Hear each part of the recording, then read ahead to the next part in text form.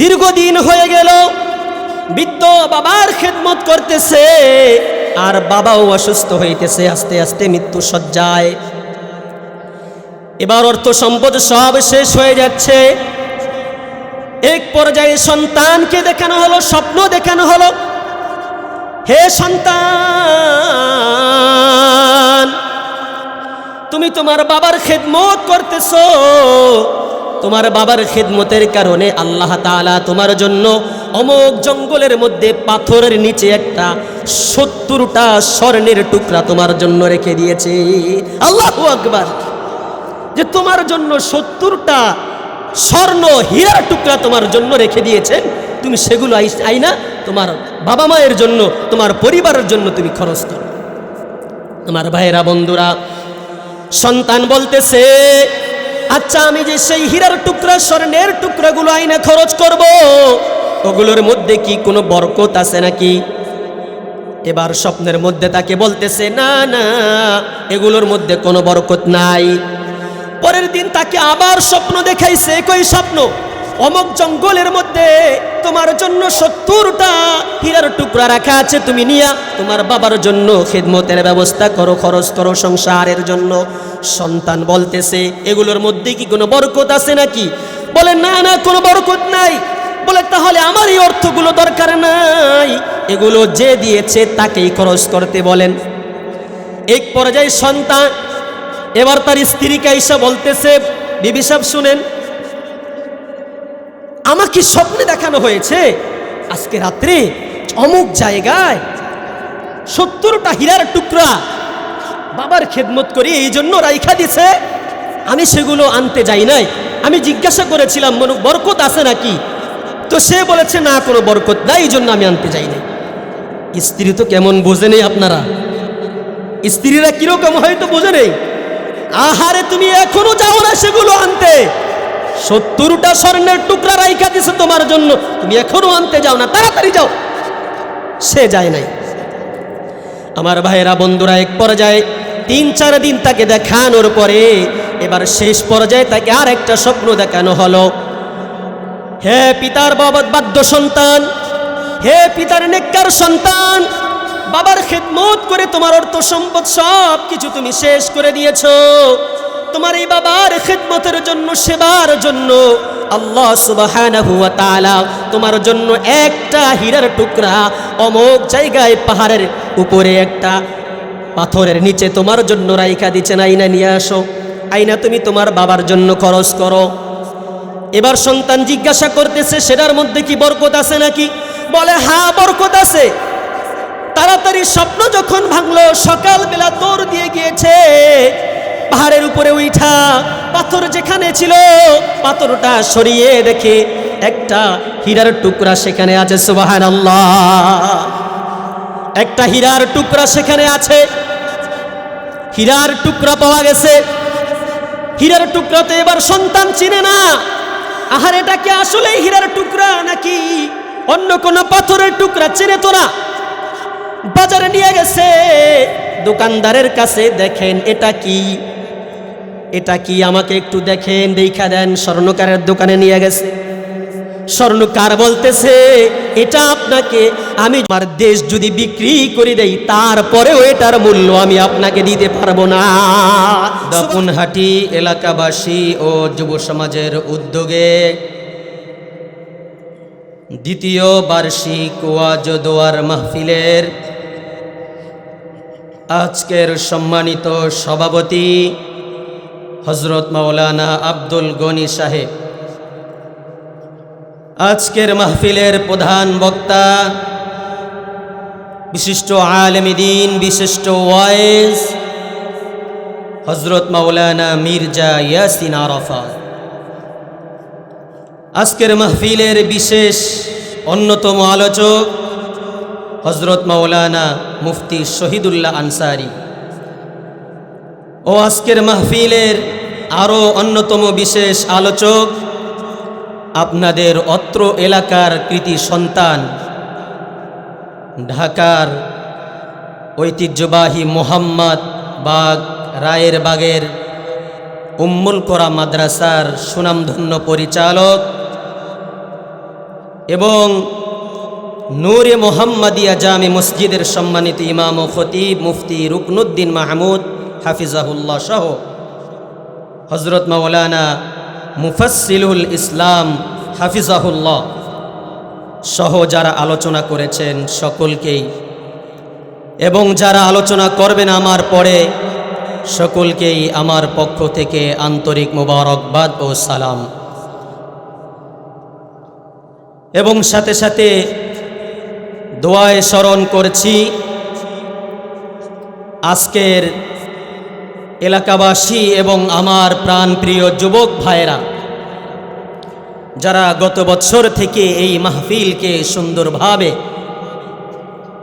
আয়োজন করে আসছেন, আল্লাহ তাআলা তাদের এই আয়োজনকে কবুল আর মঞ্জুর করেন, সকলে বলেন আমিন।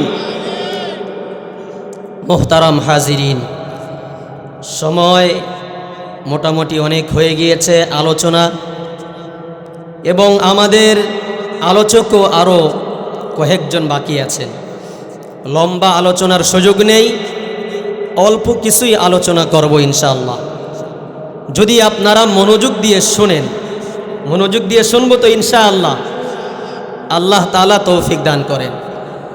আমিও একটু অসুস্থ, সেই ঢাকা থেকে দীর্ঘ লম্বা পথ পাড়ি দিয়ে যানজট এলাকা অতিক্রম করে তারপরে আসতে অনেক দেরি হয়ে গিয়েছে আমাদের। এজন্য মাহফিল কমিটির পক্ষ থেকে ক্ষমা প্রার্থী আমরা। মুহতারাম হাজিরিন, আজকে একটি বিষয় আলোচনা করব, যে বিষয়টি সাধারণত আমাদের এলাকার মধ্যে অনেক পরিমাণ হয়ে থাকে, এবং এই বিষয়টি যেখানে আমরা যাই আলোচনার জন্য, একটু ভিউ বাড়া দেন, ভিউটা একটু বাড়া, যেখানে আলোচনার জন্য আমরা যাই অনেকেই আমাদেরকে বলেন হুজুর একটু এই বিষয়টা আলোচনা কইরেন। সেটা হচ্ছে বাবা এবং মায়ের সাথে ভালো ব্যবহার করা, উত্তম ব্যবহার করা। সুবহানাল্লাহ পড়েন। কারণ বাবা এবং মায়ের সাথে ভালো ব্যবহার করা, উত্তম ব্যবহার করা, এটা এই আদবকে শিক্ষা দিয়েছেন স্বয়ং আল্লাহ শিক্ষা দিয়েছেন। জোরে বলেন, কে শিক্ষা দিয়েছেন? আল্লাহ শিক্ষা দিয়েছেন। সুতরাং আল্লাহর শিক্ষা যদি কোনো বান্দা ভুলে যায়, নবীজির শিক্ষা কেউ যদি ভুলে যায়, তাহলে এই বান্দার জন্য জাহান্নাম ছাড়া আর কোনো উপায় নেই। আজকে আমাদের সমাজের মধ্যে ম্যাক্সিমাম ঘরগুলো যদি, সমাজগুলো যদি তালাশ করেন, দেখবেন অধিকাংশ সমাজের মধ্যে, ঘরের মধ্যে বাবা এবং মায়ের সাথে সন্তানের সম্পর্ক ছিন্ন। বাবা মা থাকে এক জায়গায়, সন্তান থাকে আরেক জায়গায়, অথবা যদি এক জায়গায়ও থাকে, বাবা এবং মায়ের সাথে তাদের সম্পর্ক, তাদের যোগাযোগ, তাদের ভালোবাসা, এটা সুন্দর হয় না। খুব কম ফ্যামিলি আছে যারা বাবা এবং মায়ের সাথে ভালো ব্যবহার করে। আজকে আলোচনার বিষয় এটাই। মুহতারাম মুসল্লিয়ান ইকরাম, রসুল করিম সাল্লাল্লাহু আলাইহি ওয়াসাল্লাম হাদিসে পাকের মধ্যে সাহাবা ইকরামদেরকে পিতামাতার সাথে সদ্ব্যবহার করার ব্যাপারে অনেক হাদিসে পাকের মধ্যে, সহিহ হাদিসে পাকের মধ্যে একাধিক জায়গায় নবীজি সাহাবীদেরকে পালন করার ব্যাপারে, বাবা মায়ের সাথে উত্তম আচরণ করার ব্যাপারে একাধিক জায়গায় নির্দেশ দিয়েছেন। এমন কি কোনো জায়গায় পাওয়া যায় হাদিসের মধ্যে যে কোন সাহাবীকে নবীজি সাল্লাল্লাহু আলাইহি ওয়াসাল্লাম বড় বড় যুদ্ধের জন্য সাহাবায়ে কেরাম প্রস্তুত ছিলেন, কিন্তু প্রস্তুত থাকা সত্ত্বেও নবীজি ওই সাহাবীকে বললেন, হে আমার সাহাবী, তোমার যুদ্ধে যাওয়ার দরকার নেই, তোমার মা হয়তোবা বেঁচে আছে ঘরের মধ্যে, তুমি তোমার মায়ের খেদমত করো গিয়ে। সুবহানাল্লাহ।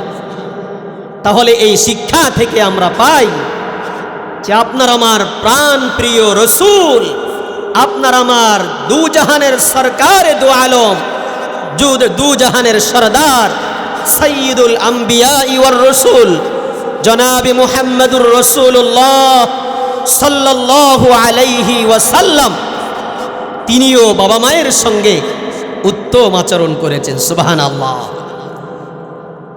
নবীজি সাল্লাল্লাহু আলাইহি ওয়াসাল্লাম যদিও বাবাকে পান নাই, মাকে দুনিয়াতে আসার পরে কিছুদিন পেয়েছেন, কিন্তু নবীজির বাবা মায়ের যেই ব্যথা, যেই দরদ, এটা সাহাবা একরামদেরকে বুঝিয়েছে। আমার ভাইয়েরা, বন্ধুরা, সেই নবীর জন্য আমাদের কি দরদ লাগে না? জোরে বলেন, দরদ লাগে কিনা? আরো জোরে বলেন, লাগে কিনা? একটু তাকবীর দিয়ে বলেন, লিল্লাহি তাকবীর, লিল্লাহি তাকবীর। আওয়াজ হইতেছে না। সবাই হাত এরকম করেন, সবাই প্রস্তুত হন, হাত এরকম, এই যেরকম এরকম এরকম করেন, সবাই হাত এরকম। লিল্লাহি তাকবীর যখন বলবো আল্লাহু আকবার উপরের দিকে উঠাবো, আবার সামনের দিকে দিয়েন না, তাহলে কিন্তু সামনের জন শেষ হয়ে যাবে। লিল্লাহি তাকবীর, লিল্লাহি তাকবীর। আল কোরআনের আলো, আল হাদিসের আলো, তোমার নেতা আমার নেতা বিশ্ব নবী মুস্তাফা, তোমার নেতা আমার নেতা। আজকের মাহফিল যুব সমাজের মাহফিল, দাপুনহাটি এলাকাবাসীর মাহফিল। নারে তাকবীর। শরীরটা একটু গরম হয়েছে না? গরম হয়েছে কিনা? নারায়ে তাকবীরের স্লোগান দিয়ে মুমিনের হৃদয়কে প্রকম্পিত করতে হবে। এখন একদল আছে আবার নারায়ে তাকবীরের স্লোগান শুনলেই তাদের শরীরে আগুন জ্বলা যায়, হয়তো জামাত বানায় ফেলবে আর না হয় চরমনায় বানায় ফেলবে। নাউজুবিল্লাহ পড়েন। ভাই, নারায়ে তাকবীর আল্লাহু আকবার কি কোনো দলীয় স্লোগান? কোনো দলীয় স্লোগান? এটা কার স্লোগান? আল্লাহর স্লোগান, আল্লাহর শিকারও স্লোগান। এটা কোনো দলের স্লোগান হইতে পারে না। চিল্লায় বলেন ঠিক না বেঠি? যাদের নারায়ে তাকবীর আল্লাহু আকবার বললে, যাদের নাকি আগুন জ্বলে, যাদের নাকি মনে আঘাত লাগে, তারা বুঝতে হবে আসলে তারা ইসলামের শত্রু। কথা বলেন ঠিক না বেঠি? নারায়ে তাকবীর আল্লাহু আকবার, এটা আল্লাহ পাকের শিখানো সুন্দর একটা বাক্য। এটা কোনো দলীয় কোনো স্লোগান না। কি বলেন যুবক ভাইরা?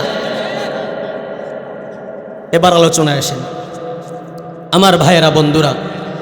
আল্লাহ সুবহানাহু ওয়া তাআলা কোরআনের হাকিমের একাধিক জায়গায় সূরা বনী ইসরাঈলের 23-24 নম্বর আয়াতে আল্লাহ তাআলা বলেন, وَقَضَى رَبُّكَ أَلَّا تَعْبُدُوا إِلَّا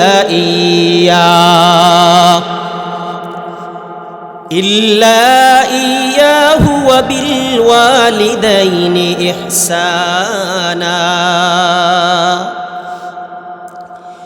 إِمَّا يَبْلُغَنَّ عِندَكَ الْكِبَرَ أَحَدُهُمَا أو كلاهما فلا تقل لهما أف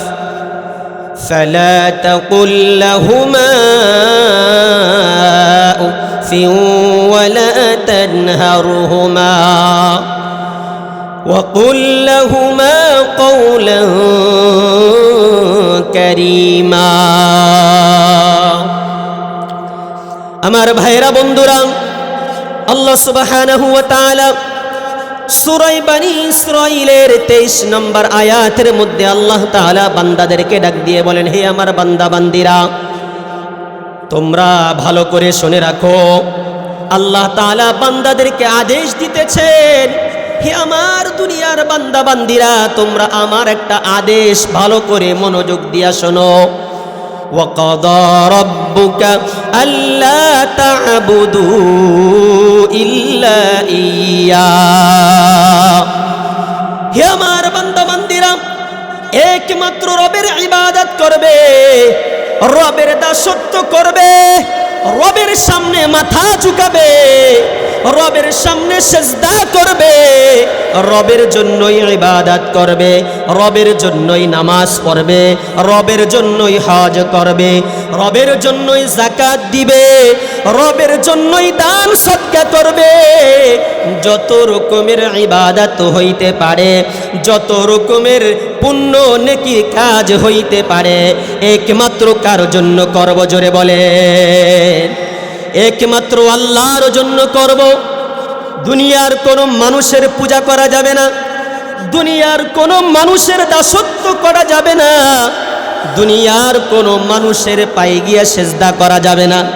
জোরে বলেন যাবে কিনা দুনিয়ার মানুষের পায়ে গিয়ে সেজদা করা যাবে কিনা জোরে বলেন আরে জোরে বলেন করা যাবে কিনা গত বছর আইসা শুনছিলাম আপনাদের এলাকায় এমন এক বড় পীর সাহেব আছে আশপাশে যার দরবারে হাজার হাজার মানুষ গিয়া নাকি পয়রা থাকে আছে না নাই আছে আমার ভাইরা তার দরবারে যাইতে নাকি একটা রশি লাগানো থাকে সেখানে এরকম নমস্কার দিয়ে তারপরে যাইতে হয় নাউজুবিল্লাহ পড়েন আমার ভাইরা এমন দরবার বাংলাদেশে অভাব নাই আল্লাহ বলেন আল্লাহ তা'বুদু ইল্লা ইয়্যাহ হে আমার বান্দা বান্দিরা ইবাদত করবে আমি একমাত্র রবের দাসত্ব করবে আমি একমাত্র রবের দুনিয়ার কোন মানুষের দুনিয়ার কোন তন্ত্রমন্ত্রের ইবাদত দাসত্ব গোলামি সিজদা করা যাবে না কথা বলেন ঠিক না বেটি আমার ভাইরা বন্ধুরা তাহলে যারা নাকি মানুষের পায়ে গিয়ে সিজদা দেয় তারা কি করলো শিরিক করলো জোরে বলেন কি করলো শিরিক করলো আর শিরিকের ব্যাপারে আল্লাহ বলেন ইন্নাল্লাহা লা ইয়াগফিরু আন ইউশরাকা বিহি ওয়া ইয়াগফিরু মা দুনা যালিকা লিমান ইয়াশা একমাত্র শিরিক যারা করবে তাদেরকে আল্লাহ তাআলা কখনো ক্ষমা করবেন না আর শিরিকের গুনাহ বাদে যত গুনাহ আছে আল্লাহ চাইলে বান্দাকে ক্ষমা করে তাকে জান্নাত দিয়ে দিবেন সুবহানাল্লাহ কিন্তু শিরিকের গুনাহ যারা করবে তাদের ঠিকানা জাহান্নাম আল্লাহ বলেন কুল হুয়াল্লাহু আহাদ আল্লাহুস সামাদ লাম ইয়ালিদ ওয়া লাম ইউলাদ ওয়া লাম ইয়াকুল লাহু কুফুয়ান আহাদ গত বছর কি বয়ান করছিলাম মনে আসেনি আপনাদের মাশাআল্লাহ ভাইয়ের স্মরণ আছে কুল হুয়াল্লাহ সূরা কুল হুয়াল্লাহু আহাদের তাফসীর শান নুজুল এবং এক সাহাবীর শানে এই সূরাটা নাজিল হয়েছিল এই আলোচনা করেছিলাম মনে আছে তো এখানে বসার পরে এখন স্মরণ হইল যে আলোচনা করেছিলাম এখানে আল্লাহ তাআলা গতবারও আসার তৌফিক দিয়েছিল আবার এই যুবক ভাইরা আমরা স্টেজ থেকে নামার পরে যাওয়ার সময় আমাদেরকে গত বছরই দাওয়াত দিয়েছিলেন আলহামদুলিল্লাহ পড়েন আল্লাহ তাআলা আপনাদের ভালোবাসায় যুবক ভাইদের ভালোবাসায় এলাকাবাসীর ভালোবাসায় আবার এই বছর আসার তৌফিক দিয়েছেন আলহামদুলিল্লাহ আমার ভাইয়েরা বন্ধুরা যে আল্লাহ তাআলা শিরিকের ব্যাপারে বলেন কুল হুয়াল্লাহু আহাদ যারা আমার সাথে শিরিক করো তোমরা শুনিয়ে রাখো আল্লাহু আহাদুন আল্লাহ তাআলা এক আল্লাহুস সামাদুন আল্লাহ তাআলা অদ্বিতীয় লাম ইয়ালিদ তিনি কারো কাছ থেকে জন্মগ্রহণ করেন নাই ওয়া লাম ইউলাদ এবং তিনি কাউকে জন্ম দেনও না ওয়া লাম ইয়াকুল লাহু কুফুয়ান আহাদ এবং তার সমকক্ষ কেউ নেই সুবহানাল্লাহ চিল্লায়ে বলেন না সুবহানাল্লাহ ঘুমায় গেছেন দাপুনহাটি এলাকার লোকেরা আরো জোরে বলেন সুবহানাল্লাহ এদিক দিয়া মুরব্বি চাচারা তো ওনারা মনে হয় একটু ঘুমায় গেছে নাকি আরো জোরে বলেন সুবহানাল্লাহ আলহামদুলিল্লাহ আল্লাহু আকবার লা ইলাহা ইল্লাল্লাহ এগুলো মুমিনের তাসবিহ এক একটার পাওয়ার কত এক একটা কালিমার পাওয়ার যে কত নবীজি সাল্লাল্লাহু আলাইহি ওয়াসাল্লাম সাহাবায়ে কেরামদেরকে বলেন হে আমার সাহাবীরা এই যে উহুদ পাহাড় দেখো। সাহাবীরা বলেন, ইয়া রাসূলুল্লাহ, হ্যাঁ দেখতেছি। নবীজি বলেন, হে আমার সাহাবীরা, এই যে উহুদ পাহাড় দেখা যায়, তোমাদের কাছেই বিশাল একটা পাহাড়, উহুদ পাহাড়। হাদি সাহেবরা যারা মক্কা মদিনায় গিয়েছেন, উহুদ পাহাড় দেখেছেন, আল্লাহর নবী সাহাবীদেরকে বলেন, হে আমার সাহাবীরা, এই যে উহুদ পাহাড় দেখা যায়, তোমাদের মধ্যে কি কেউ আছে এই উহুদ পাহাড়টা নেকি দ্বারা পরিপূর্ণ করে ফেলবে? আল্লাহু আকবার বলেন। সাহাবীরা আশ্চর্যান্বিত হয়ে গেলেন, ইয়া রাসূলুল্লাহ, ইয়া হাবিবাল্লাহ, এত বড় পাহাড়, আওয়াজটা বাড়া দেন ভাই, এত বড় পাহাড়, বিশাল পাহাড়, আমাদের দ্বারা কারো দ্বারা সম্ভব নয় এই উহুদ পাহাড়টা নেকি দ্বারা পরিপূর্ণ করে ফেলব, এটা তো আমাদের দ্বারা কারো দ্বারা সম্ভব নয়। নবীজি বলেন, সুবহানাল্লাহ তামলাউল মিজান, সুবহানাল্লাহ তামলাউল মিজান, আল্লাহু আকবার তামলাউল মিজান, আলহামদুলিল্লাহ তামলাউল মিজান।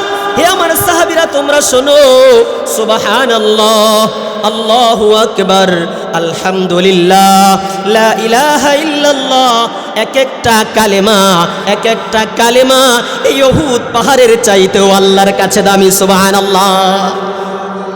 চিন্তা করেছেন নেকি অর্জন করা কত সহজ, কিন্তু আমরা নেকি অর্জন করতে রাজি না। আল্লাহ তাআলা আমাদেরকে ডাইকা ডাইকা বলেন, বান্দারে আসো। এত সহজ নেক আমল আল্লাহ তাআলা আমাদেরকে দিয়েছেন, এত সহজ নেক আমল আল্লাহ তাআলা আমাদেরকে দিয়েছেন, কিন্তু আমরা এত সহজ আমল পাইয়া কেউ করতে রাজি না। আর এই যে শীতের রজনীতে আপনারা বৈশা আছেন, কার জন্য বৈশা আছেন বলেন তো? আর জোরে বলেন না, কার জন্য বৈশা আছেন?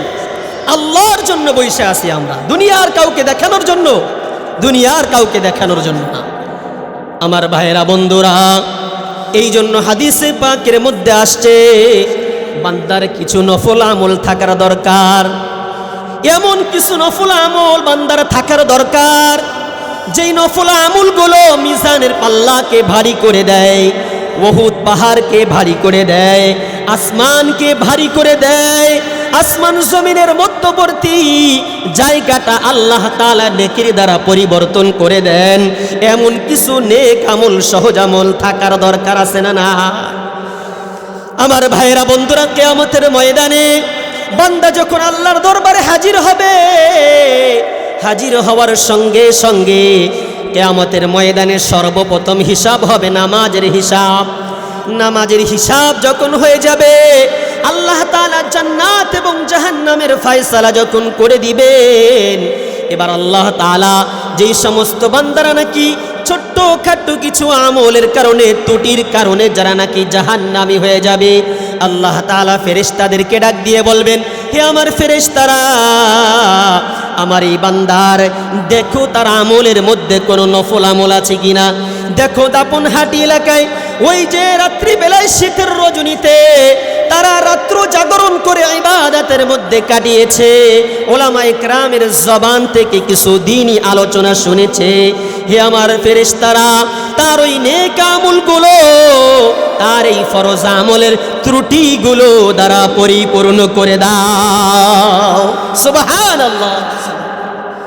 আমার ভাইয়েরা, বন্ধুরা, এই জন্য ছোট আমল হোক বড় আমল হোক, নেক আমল যত ছোট হোক কখনো ছাড়ব না, আর গুনাহ যত বড় হোক কখনো করব না। নেক আমল যত ছোট হোক কখনো কি করব না, ছাড়ব না।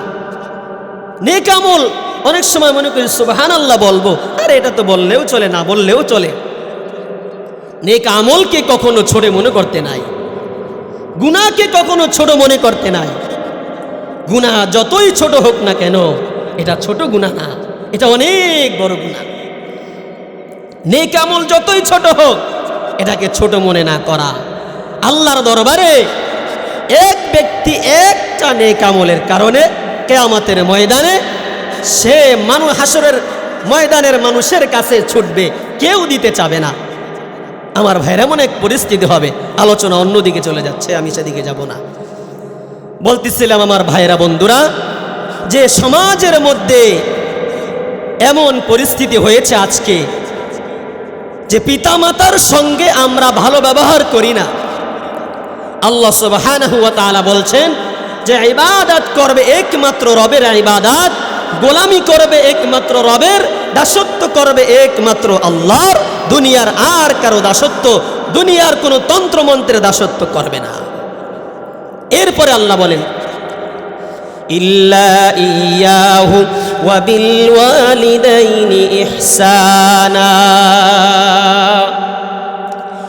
এরপরে আমার ভাইয়েরা বন্ধুরা আল্লাহ তাআলা বলেন ওয়া বিল ওয়ালিদাইনি ইহসানা।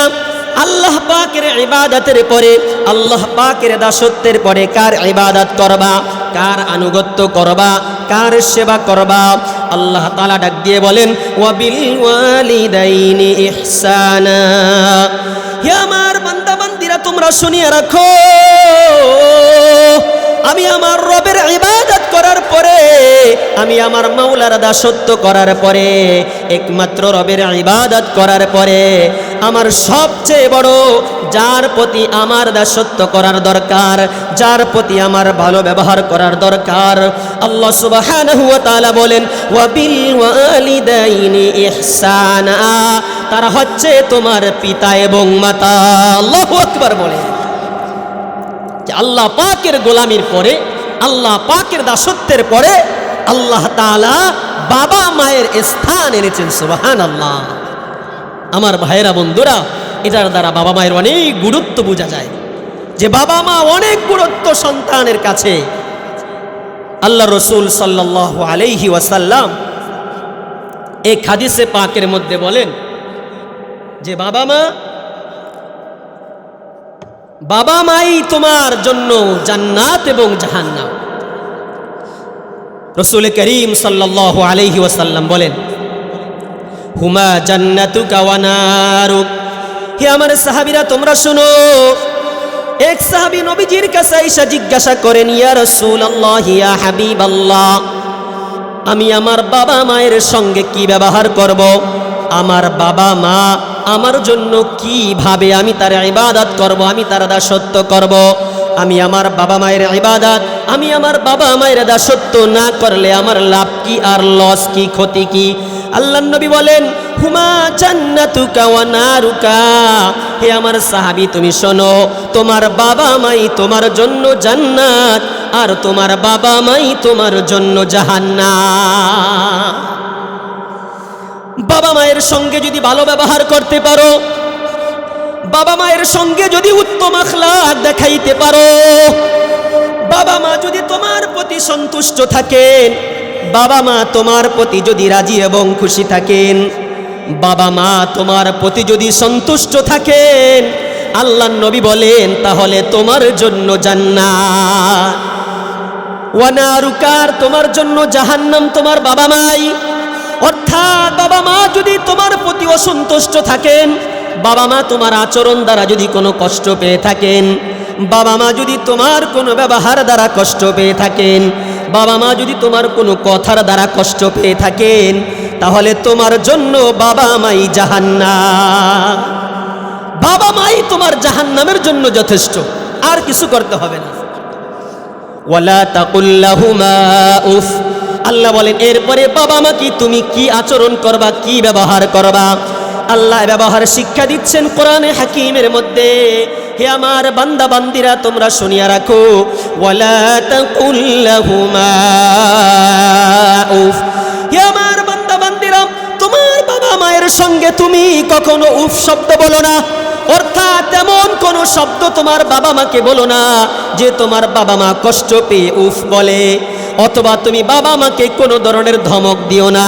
ওয়ালা তানহারহুমা, অথবা তুমি তোমার বাবা মাকে ধমক দিয়ে কথা বলো না। আল্লাহ বলেন তাহলে কিভাবে কথা বলবে? ওয়াকুল লাহুমা কাওলান কারীমা।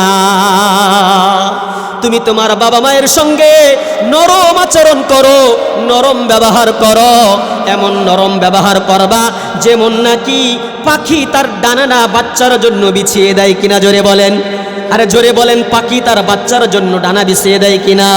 মুরগি তার বাচ্চার জন্য ডানা বিছিয়ে দেয় কিনা? আল্লাহ তাআলা বলেন, হে আমার বান্দা বান্দিরা, তোমার বাবা মায়ের সঙ্গে তুমি এমন ব্যবহার করবা, এমন নম্র ব্যবহার করবা, পাখি যেমন নাকি তার ডানা দিয়া বাচ্চাদেরকে আগলিয়ে রাখে, তোমার বাবা মাকে তুমি সেবা দ্বারা, এমন নম্র আচরণ দ্বারা তোমার বাবা মাকে তুমি আগলিয়ে রাখবা। সুবহানাল্লাহ। আমার ভাইরা বন্ধুরা, এই জন্য বাবা মায়ের সঙ্গে কি খারাপ ব্যবহার করব না ভালো ব্যবহার করব? জোরে বলেন, খারাপ ব্যবহার করব না ভালো ব্যবহার করব? আরো জোরে বলেন, ভালো ব্যবহার করব না খারাপ ব্যবহার করব?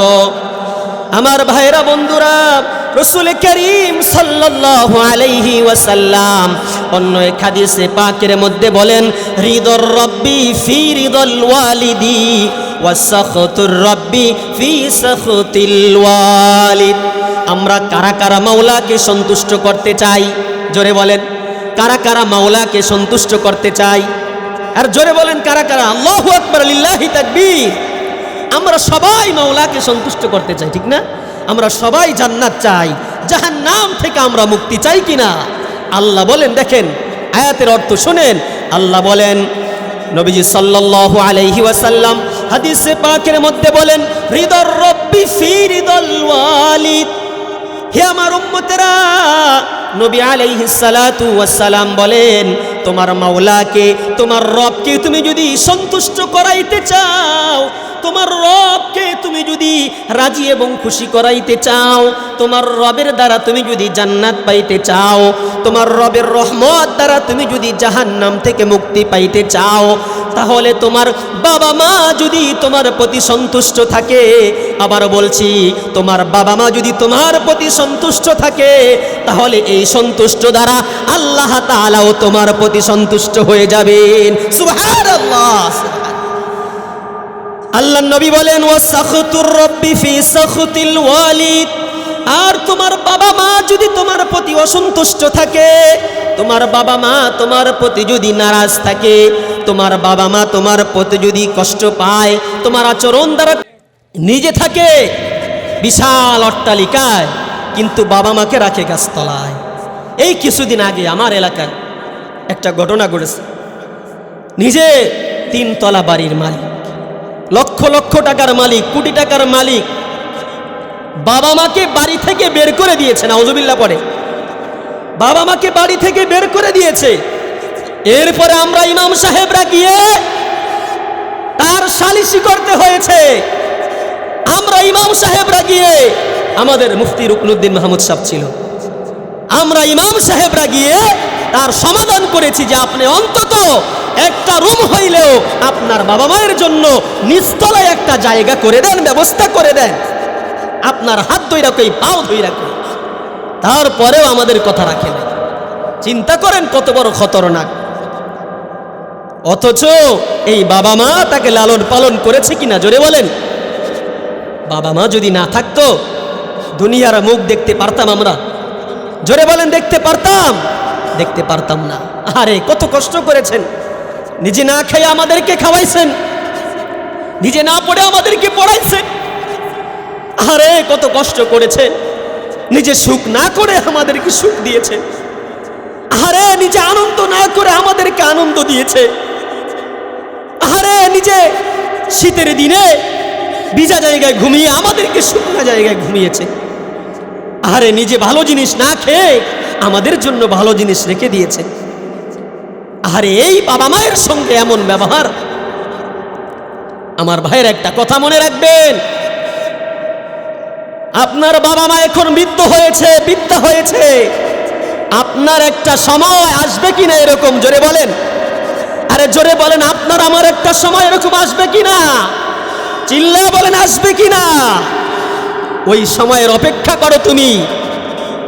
হে যুবক, হে আমার বিদ্যা বাবা, হে আমার বৃদ্ধ বাবা, বিদ্যা মা, ভালো করে শুনে রাখো, তোমরা যারা আজকে বৃদ্ধ হয়েছো, বিদ্যা হয়েছো, আমাদের এক সময় এরকম বৃদ্ধ বিদ্যা হইতে হবে। হে আমার যুবক ভাই, পায়ে হাত দিয়ে বলি তোমাদেরকে, বাবা মায়ের সঙ্গে কোনোদিন খারাপ ব্যবহার করবা না। যদি কেউ বাবা মায়ের সঙ্গে খারাপ ব্যবহার করে থাকেন, আপনাদের পায়ে হাত দিয়ে বলি, আজকের মাহফিল থেকে গিয়ে বাবা মায়ের পা ধরে মাফ চাবেন। যদি বাবা মা আপনার প্রতি রাজি এবং খুশি হয়ে যায়, আপনার দুনিয়াও কামিয়াব, আখিরাতও কামিয়াব। আল্লাহু আকবার পড়ে। কেউ যদি বেয়াদবি করে থাকেন, আর এমনও ইতিহাস আমার চোখের সামনে আছে যে মা একটু ভুল ত্রুটি তো করতে পারে কিনা বলে, আর তারা তো বিদ্যা মানুষ। আর মানুষ যখন বয়স হয়, তাদের সেন্স ঠিক থাকে না, ব্রেন ঠিক থাকে না, কথাবার্তা ঠিক থাকে না, হাঁটা চলা ঠিক থাকে না। আমাদের দেশে বলে বুড়া এবং গুড়া হইল সমান, বলে কিনা? বুড়া এবং গুড়া কি সমান? অর্থাৎ একজন মানুষ বিদ্য যখন হয়ে যায়, তার ওই ছোটবেলার যে কালচারগুলো আছে সেগুলো তার ভিতরে চলে আসে। আমার ভাইয়েরা, বন্ধুরা, তবে একটা জিনিস মনে রাখেন, আপনি যখন বিদ্যা হবেন, যারা নাকি বাবা মায়ের সঙ্গে খারাপ ব্যবহার করেছেন, আল্লাহর রাসূল তাদের ব্যাপারে বলেন, ভালো করে শুনুন হাদিস।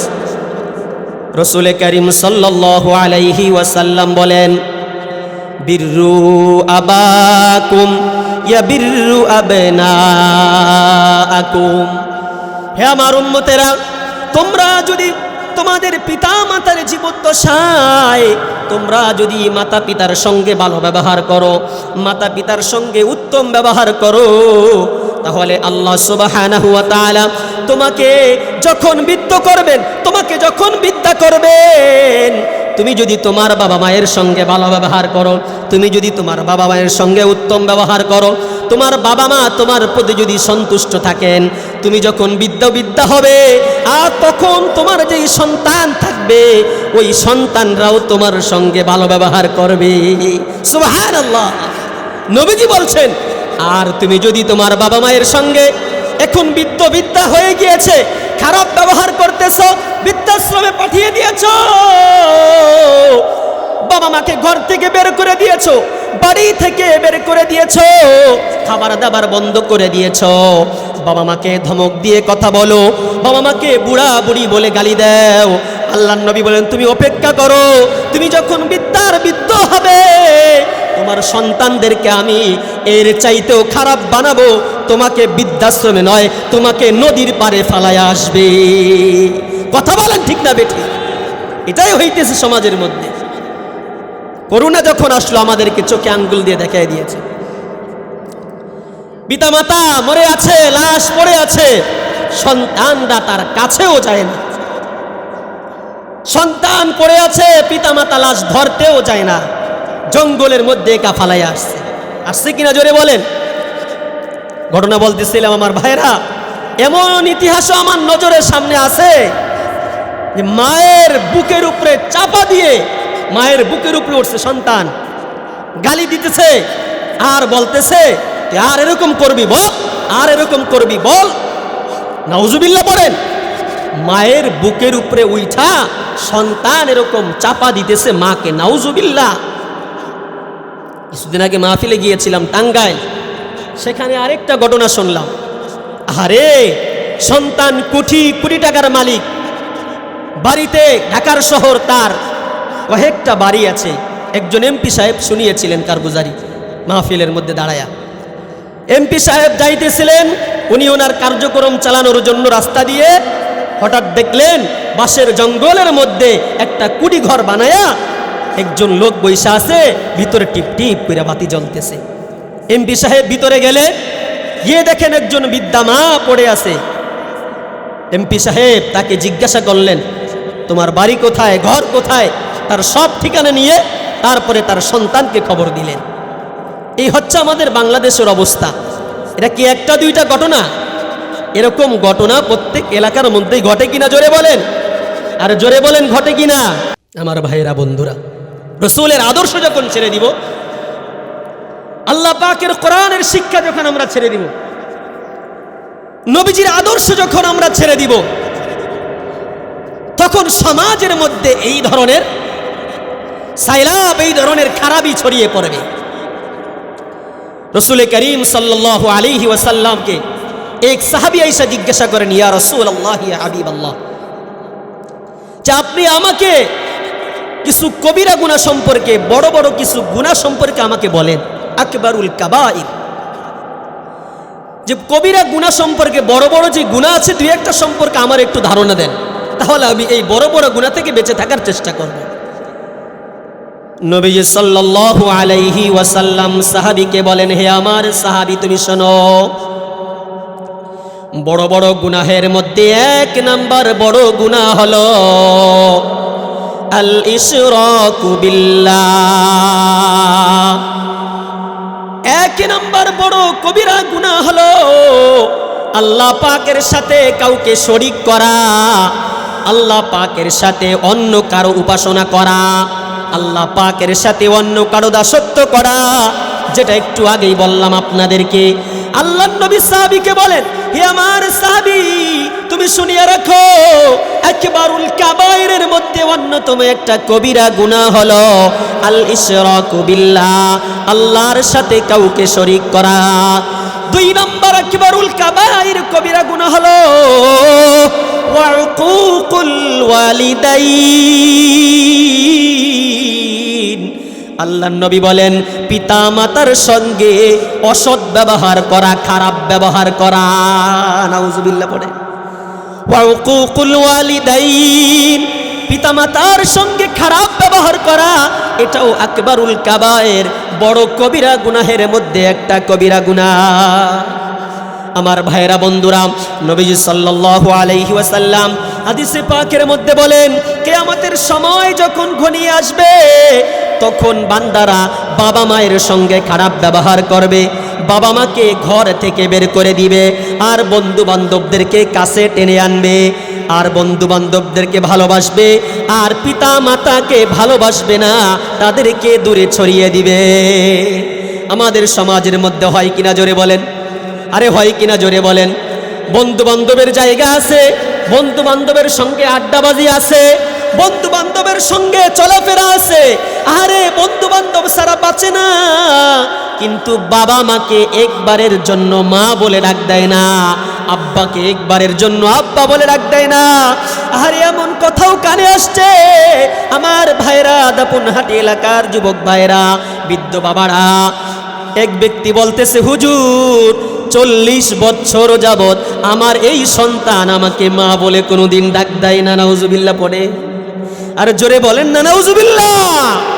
40 বছর হয়ে গেছে এই সন্তান তার মাকে মা বলে ডাক দেয় না, মায়ের সঙ্গে তার সম্পর্ক ভালো না, যার কারণে মাকে মা বলেও ডাক দেয় না, কোনোদিন খোঁজখবর নিতেও যায় না। নাউজুবিল্লাহ।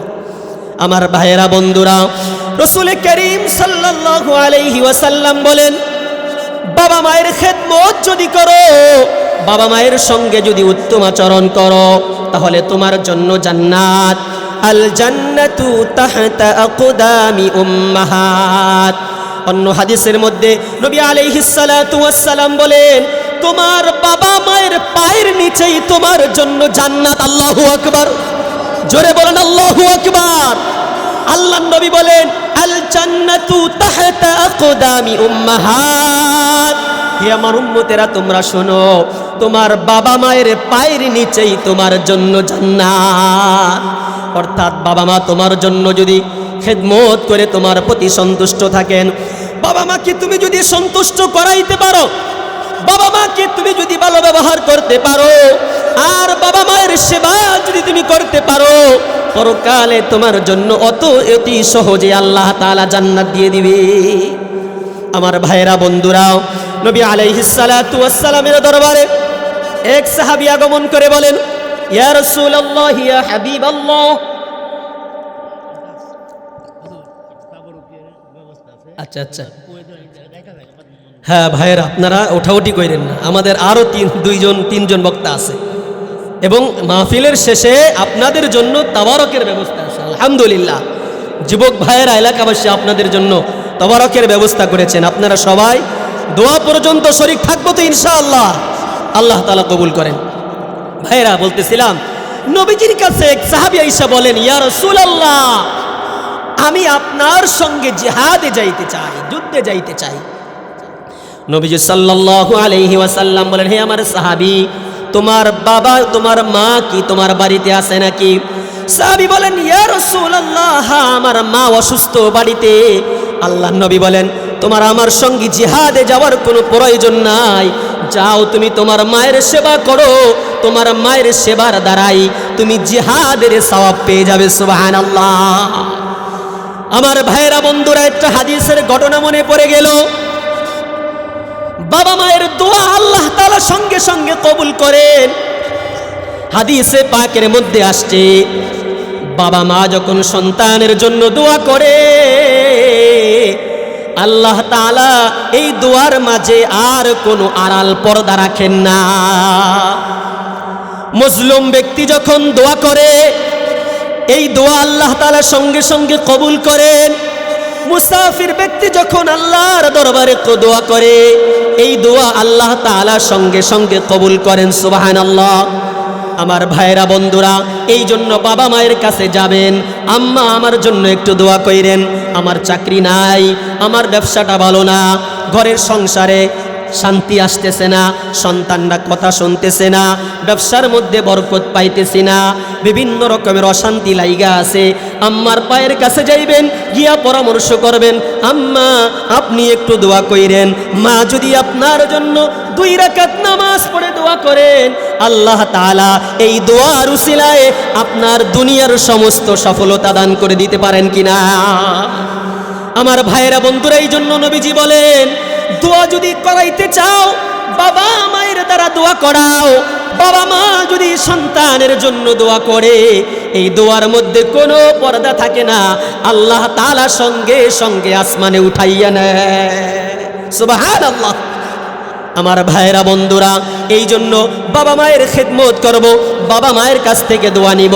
আর বাবা মা যদি আমার জন্য দোয়া করেন, আমার দুনিয়াও আল্লাহ তাআলা সফলতা দান করবেন, আখিরাতেও আল্লাহ তাআলা সফলতা দান করবে। হযরত আবু হুরায়রা রাদিয়াল্লাহু তাআলা আনহুর নাম শুনছেন না আপনারা? অনেক বড় সাহাবী, জলিলুল কদর সাহাবী, সাহাবীদের মধ্যে অন্যতম একজন সাহাবী, নাম হচ্ছে হযরত আবু হুরায়রা রাদিয়াল্লাহু তাআলা আনহু, যিনি সবচেয়ে বেশি হাদিস রওয়ায়াত করেছেন। বড় বড় হাদিসের কিতাব খুললে যার নাম পাওয়া যায় শুধু আন আবি হুরায়রা রাদিয়াল্লাহু তাআলা আনহু قال عن أبي هريرة رضي الله تعالى عنه قال, যার নাম অসংখ্যবার পাওয়া যায় কিতাবের মধ্যে, হাদিসের মধ্যে। হযরত আবু হুরায়রা রাদিয়াল্লাহু তাআলা আনহু ইসলাম ধর্ম গ্রহণ করলেন নবীজি দরবারে আয়েশা। নবীজির দরবারে আয়েশা আল্লাহর নবীর সাহাবী হযরত আবু হুরায়রা রাদিয়াল্লাহু তাআলা আনহু ইসলাম ধর্ম গ্রহণ করলেন। ইসলাম ধর্ম গ্রহণ করার পরে মা কিন্তু ইসলাম ধর্ম গ্রহণ করেন নাই, মুশরিক রয়ে গিয়েছেন। আবু হুরায়রা রাদিয়াল্লাহু তাআলা আনহু নবীজির দরবারে পয়রা থাকতেন, আর এমন ভাবে পয়রা থাকতেন, হাদিসে পাকের মধ্যে আসছে হযরত আবু হুরায়রা রাদিয়াল্লাহু তাআলা আনহু হাদিস শিখতে শিখতে ক্ষুধার যন্ত্রণায় মাঝের মধ্যে নবীজি এবং বাইতুল্লাহর মাঝখানে একটা খালি জায়গা আছে, নবীজির রওজা এবং মদিনার মাঝখানে একটা খালি জায়গা আছে। এই জায়গাটায় হযরত আবু হুরায়রা মাঝের মধ্যে শুয়ে থাকতেন, পয়রা থাকতেন, বেহুশ হয়ে থাকতেন ক্ষুধার যন্ত্রণায়। যেমন ক্ষুধা লেগেছে, তারপরেও হাদিস শিক্ষা, ইলমে দ্বীন শিক্ষা, নসিহত কখনো শোনা বাদ দেন নাই। সুবহানাল্লাহ। এই সাহাবী যখন নবীজির দরবারে আসেন, হাদিস শিক্ষা করেন, ইলমে দ্বীন শিক্ষা করেন, বাড়িতে যাইতে দীর্ঘ রাত হয়ে যায়, অনেক রাত্র হয়ে যায়। রাত্রিবেলায় যখন বাড়িতে যাওয়ার পরে দরজার মধ্যে যখন করাঘাত করেন, আম্মা দরজা খুলে দেন, আমি আবু হুরায়রা নবীজির দরবার থেকে আগমন করেছি, দরজাটা একটু খুলেন। দরজা খুলে দেওয়ার সঙ্গে সঙ্গে যখন ভিতরে ঢুকতেন আবু হুরায়রার মা প্রতিদিন আবু হুরায়রাকে পিটাইতো, মারতো, এমনকি মারতে মারতে আবু হুরায়রার পিঠটাকে রক্তাক্ত করে ফেলতো। আমার ভাইরা বন্ধুরা, এইভাবে আবু হুরায়রাকে যখন তার মা প্রতিদিন যখন আঘাত করে মারে আর সহ্য করতে পারতেছেন না, এবার নবীজির দরবারে গিয়ে বলেন, ইয়া রাসূলুল্লাহ, ইয়া হাবিবাল্লাহ, আমার মা তো আমাকে আপনার দরবার থেকে যখন আমি রাত্রি বেলায় যাই, দরজা খুলে দেওয়ার পরে আমার মা প্রতিদিন আমাকে মারায় আর এমনভাবে আমাকে আঘাত করে আমার পিঠ রক্তাক্ত করে ফেলে। ইয়া রাসূলুল্লাহ, ইয়া হাবিবাল্লাহ, নবীজি বলেন, আমি কি করব? তুমি কি তোমার মায়ের ব্যাপারে নালিশ করতেছো নাকি? আবু হুরায়রা বলেন, ইয়া রাসূলুল্লাহ, না না, আমি আমার মায়ের ব্যাপারে নালিশ করতেছি না। আমার মায়ের জন্য আপনি একটু দুই হাত তুলে আল্লাহর দরবারে দোয়া করেন, আমার মাকে যেন আল্লাহ তাআলা হেদায়েত দিয়ে দেন। আল্লাহু আকবার। আরে জোরে বলেন না আল্লাহু আকবার। আমার ভাইয়েরা, বন্ধুরা, নবীজি সাল্লাল্লাহু আলাইহি ওয়াসাল্লামকে এই কথা বলার সঙ্গে সঙ্গে নবীজি বলেন, হে আবু হুরায়রা, যাও, আমি দোয়া করে দিলাম, আল্লাহ তাআলা তোমার মাকে হেদায়েত দিয়া দিবেন। সুবহানাল্লাহ, সুবহানাল্লাহ। আমার ভাইয়েরা, বন্ধুরা, আবু হুরায়রা দৌড় দিছে বাড়ির দিকে, কারণ নবীজির দোয়া করতে দেরি, কবুল হইতে কোনোদিন দেরি না, এক মুহূর্ত দেরি হবে না। নবীজি দোয়া করেছেন আর ওই দোয়া কবুল হবে না, এটা কোনোদিন হইতে পারে না। আল্লাহু আকবার। আবু হুরায়রার এই দৃঢ় বিশ্বাস, ইয়াকিন অন্তরের মধ্যে ছিল। সঙ্গে সঙ্গে দৌড় মারছে বাড়ির দিকে, আমার আম্মার জন্য, হেদায়েতের জন্য।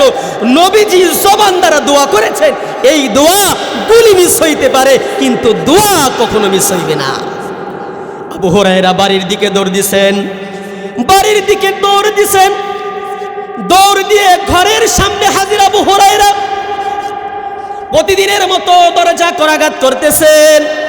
আম্মা, দরজা খুলেন, আপনার খবর নিতে আসছি, আমি আবু হুরায়রা।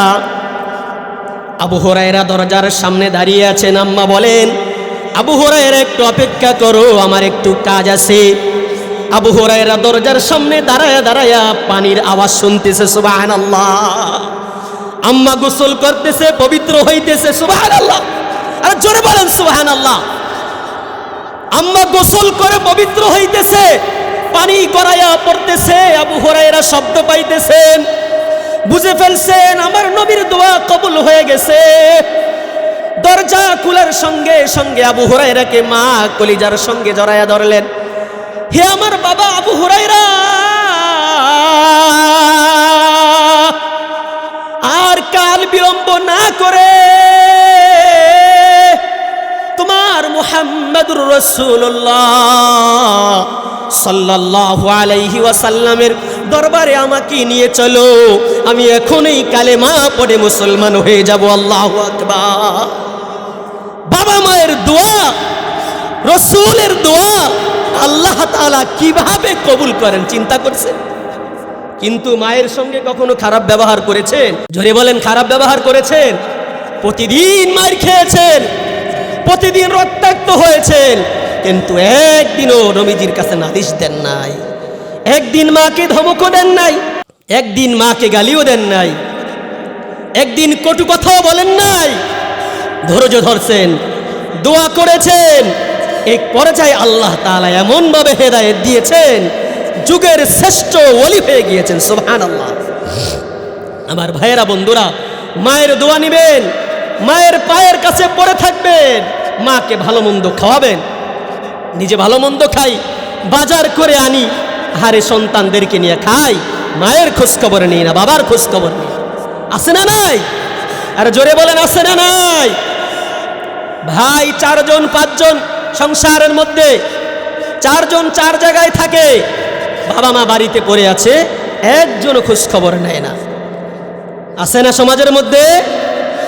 আবার একজনে খোঁজ খবর নিলেও এক পোলার কাছে পড়ে থাকে, ওই পোলা যতটুকু পারে ততটুকুই বাবা মায়েকে খাওয়ানোর চেষ্টা করে। এটা কি উচিত? উচিত হলো কি?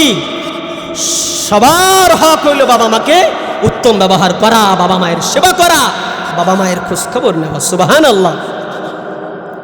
আমার উস্তাদ বলতেন যে বৃদ্ধ বাবা মৃত্যু শয্যায় শাহিদ হয়ে গেল, মানে বাবা মায়ের খেদমত করলে যে কামাই রুজিতে বরকত হয়, এরকম একটা ঘটনা আপনাদেরকে শুনাইতেছি।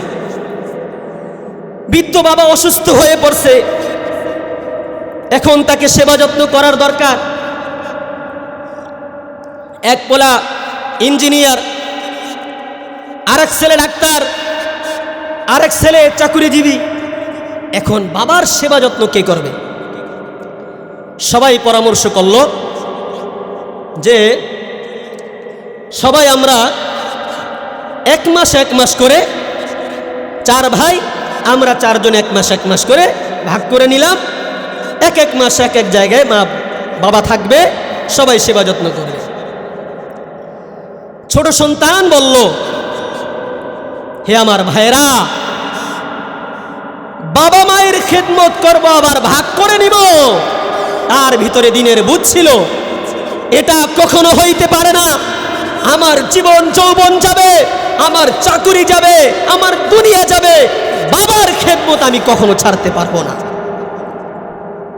তোমাদের কারো খেদমত দরকার নাই, আমাকে একাই খেদমত দিয়ে দাও, আমি একাই আমার বাবার খেদমত করতে আমি প্রস্তুত।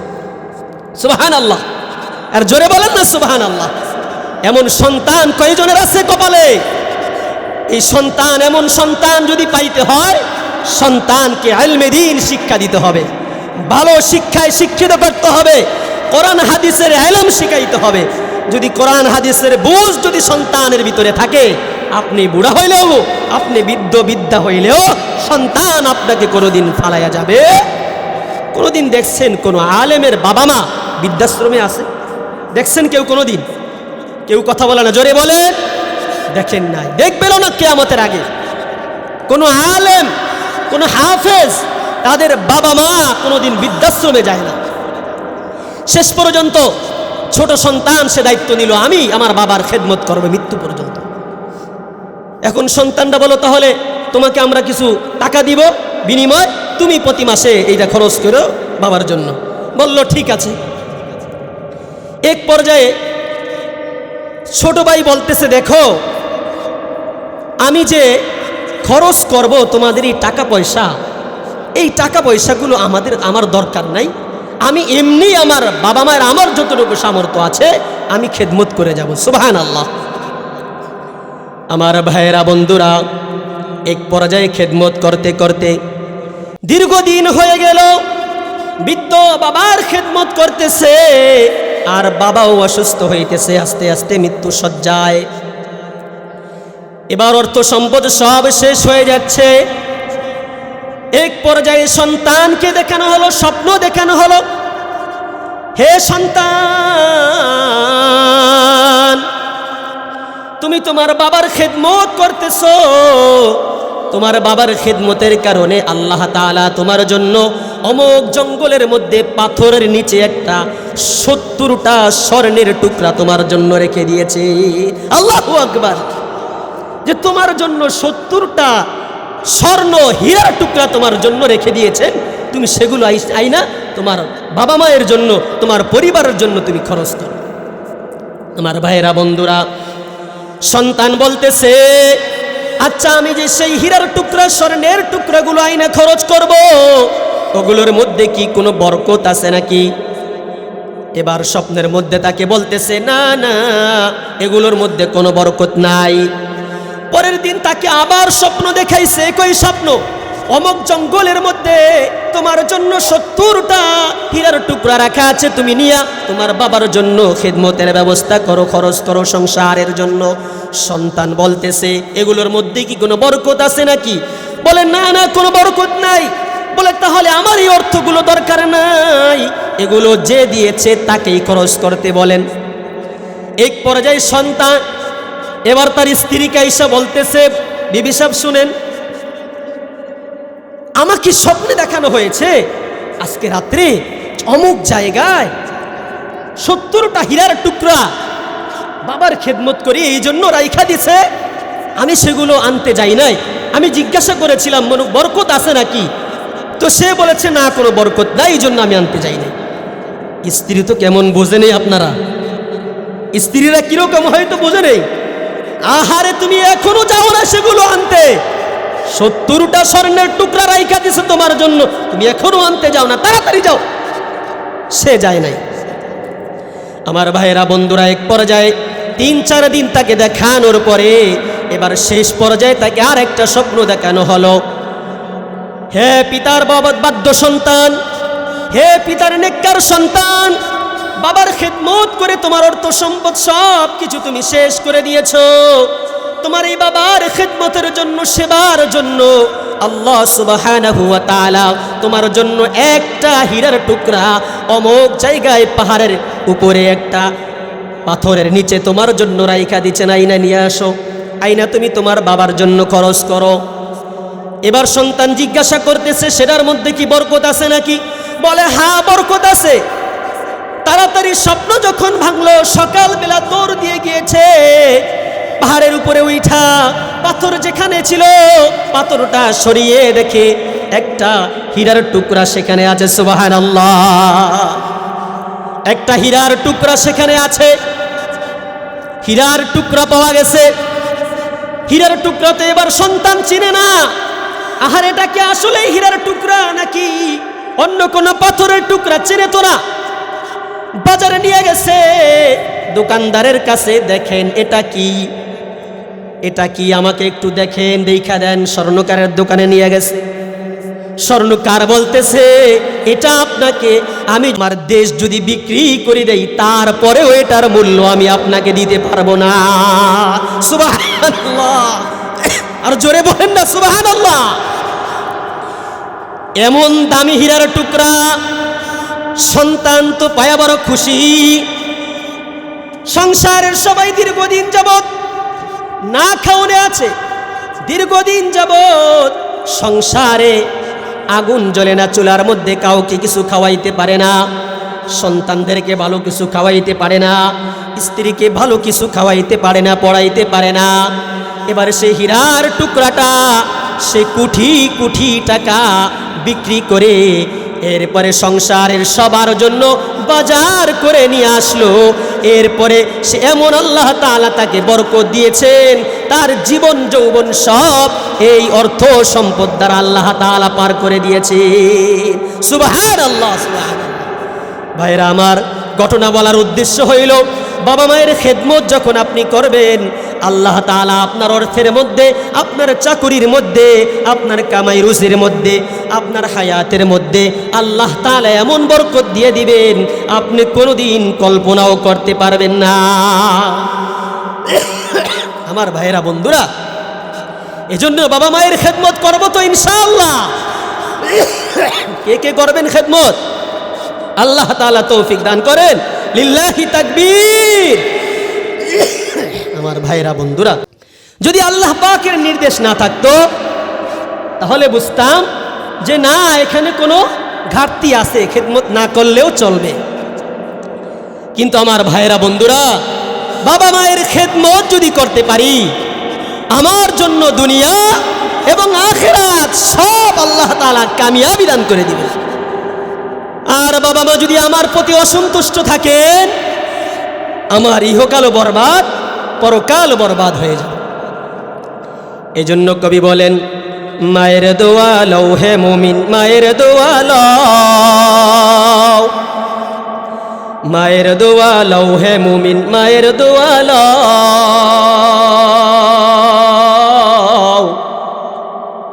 বিপদে পড়বে না তুমি যখন যেথায় যাও।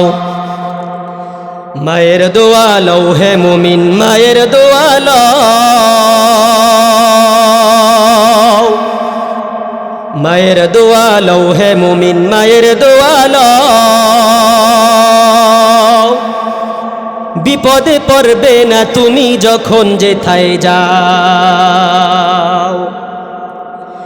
আমার নবী করেন ঘোষণা,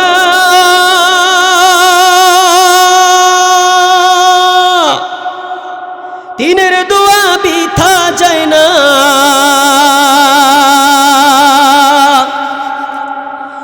আমার নবী করেন ঘোষণা,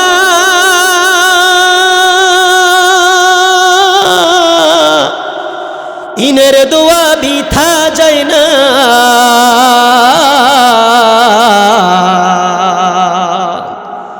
সন্তানের করবে দোয়া মাকে বলে দাও, বলেন সন্তানের করবে দোয়া মাকে বলে দাও।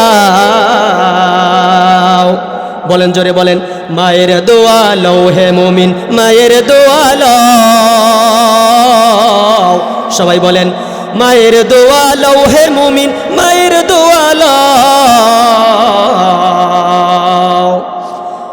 মায়ে যখন দোয়া করে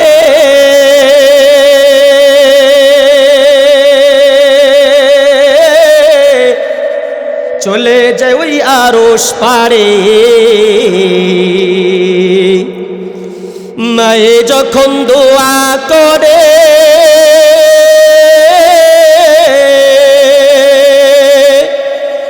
চলে যাও আরশ পারে।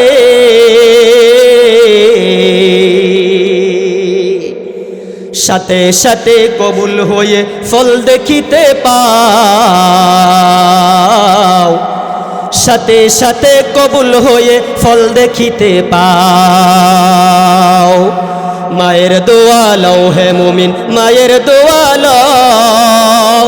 জোরে বলেন সবাই, মায়ের দোয়া লও হে মুমিন, মায়ের দোয়া লও। মায়ের দোয়া লও হে মুমিন, মায়ের দোয়া লও। মায়ের দোয়া লও হে মুমিন, মায়ের দোয়া লও।